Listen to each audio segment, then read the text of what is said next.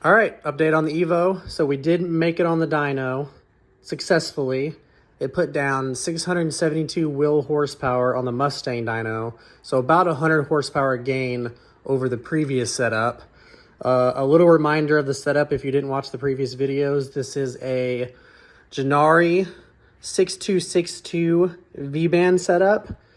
I'm running an ETS turbo kit, and on the 85, I'm using an M3 ECU. It was tuned by Exigent Solutions. It's a built motor by Exigent Solutions. It's a 2.3 stroker using the stocks 4G69 crank. It's got Kelford 280 cams, which is an upgrade from the 272s I was running before.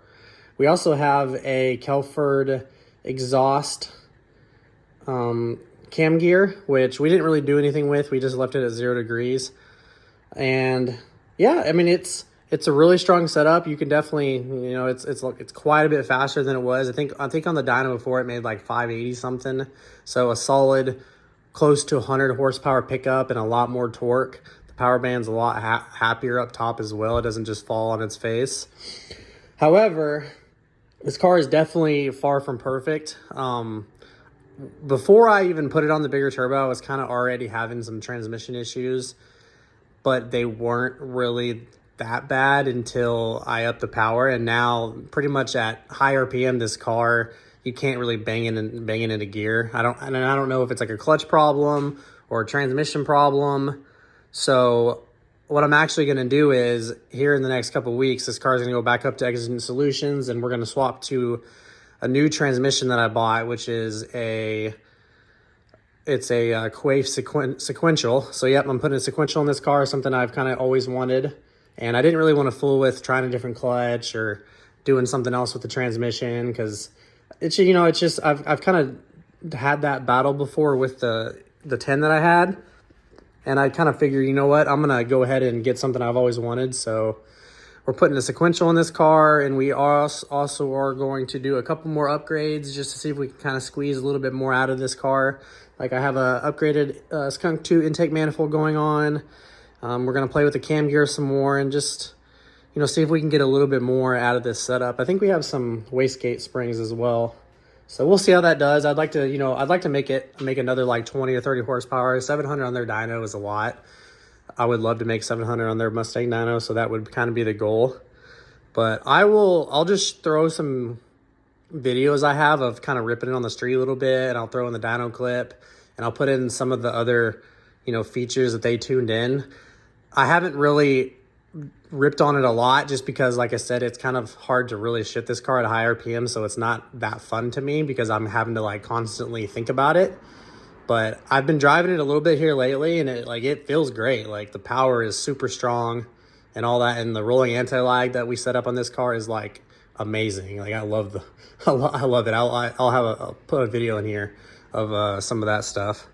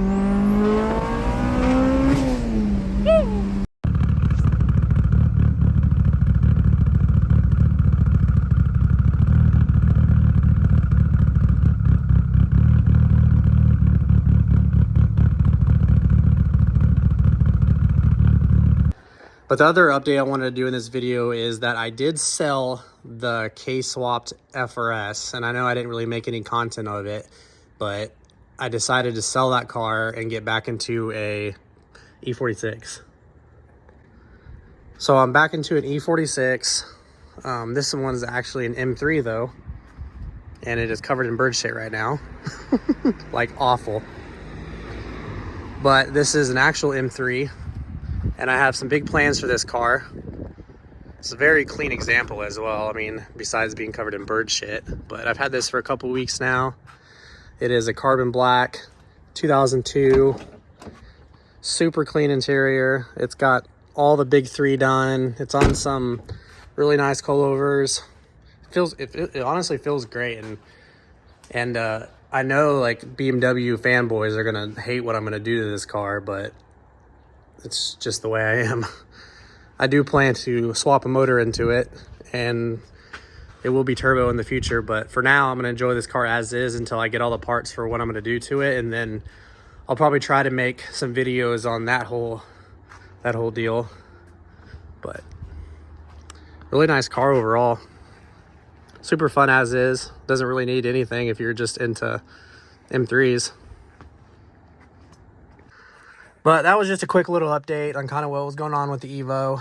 Once I get the new transmission swapped in, I'll probably try to make some more videos on that, kind of showing off how, you know, how you, I guess, shift a sequential and all that stuff. I mean, it's going to be brand new to me, a whole new experience. It's not something I've ever had before. I've always kind of had, you know, standard transmissions. So I'm really excited for that and kind of seeing where that goes. It's probably going to be one of the lowest horsepower Evos in the state with a sequential that's not like a rally car, because I'm still going to keep the same setup for now. Like, I don't plan to try to make 1,000 horsepower and have like a sequential dog box.